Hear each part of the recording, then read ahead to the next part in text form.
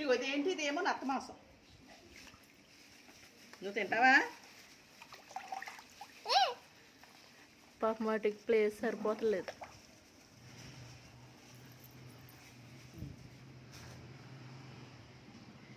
ఏం తింటావు నువ్వు? ఇగో ఇది కావాలి, ఇది కావాలమ్మా. ఏది తింటావు చెప్పు. నువ్వు అది తింటావా? బతుకున్నట్లనే తినేస్తావా? బైరోగడ్ హడావిడి.